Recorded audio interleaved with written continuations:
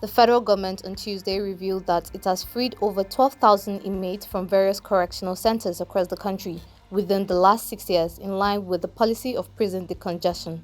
The Attorney General of the Federation and Minister of Justice Abubakar Malami stated this to members of the Senate Committee on Judiciary, Human Rights and Legal Matters during his 2023 budget defense session with the committee. Malami, who made the declaration in response to a question from Senator Ajibola Bashiru, said the federal government was able to decongest the over-congested prisons across the country through policy actions aside the Administration of Criminal Justice Act meant for expeditious dispensation of justice. He said, "It was common knowledge that as of 2015, when we came on board as a government, the decongestion of prison was indeed a front burner issue. And you will agree collectively with me that it is no longer an issue out there in the policy as being an issue of advocacy or agitation, simply because it is being very well addressed. Mr. President personally and indeed encouraged the state governors across the nation to consider prison visit in the exercise of the powers vested in them. In writing, Mr. President extended further requests to the judiciary and urged the CJs across the nation to consider prison visits in writing. At one single prison visit in Kano State, the governor of Kano State succeeded in releasing over 500 people at a time, prisoners, inmates at a time. And then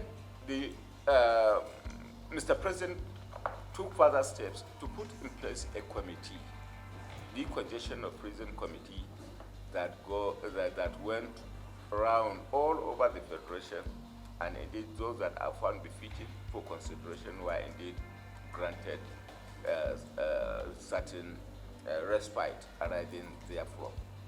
And that is not only what was done by the President, but indeed in the exercise of his constitutional powers, Mr. President had equally extended some compassion arising from the prerogative of mercy arrangement to over 200 people among us. Minister of Justice, with the approval of Mr. President, set up the Presidential Committee on Prison Reforms and Decongestion in order to systematically fast-track the decongestion of the correctional centers. And through this committee, the Federal Ministry of Justice has released over, working with stakeholders, has released over 12,000 inmates from the correctional centers. And also, we've upgraded the Skill Acquisition Center, starting with the pilot at Kefi Correctional Center, as a pilot to ensure that inmates who are released have skills to fall back on to avoid recidivism, then returning back to the correctional centers, but having skills to fall back on. Then usually during the jail delivery exercise, the committee ensures that awaiting trial persons who form the greater number of those in correctional centers are assigned courts right there, because most of them will tell you that they've never seen the four walls of the court since they've been kept. So at that point, we assign them to courts. Like one of the jail delivery exercises we undertook, we went with at least 40 magistrates and judges in FCT at the Kuje Correctional Center. And so right there, they were assigned to courts. And this pattern is also communicated by the Honorable Attorney General of the Federation and Minister of Justice to state CJs to regularly visit the correctional centers and decongest, and also follow this pattern. We also go with Legal Aid Council, Human Rights, the Human Rights Office, and for those who don't have legal representations, right there, the Legal Aid Council takes over and makes arrangements for that. Also, Federal Ministry of Justice developed the Non-Custodial Sentencing Guideline 2020.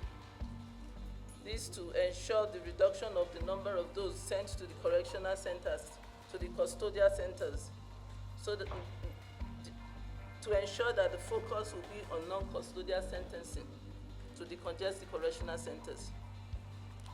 Also, um, Federal Ministry of Justice has supported the release of over 180 juveniles from the hostile institutions in the country. We visited about 3 the last 1 year and granted them amnesty. And not just that, we went with experts from UNODC and UNICEF. Some even came in from Geneva, and for them to do assessment, to properly reintegrate these children back home to the society. Later, the committee then proceeded into a closed-door session with the Attorney General of the Federation.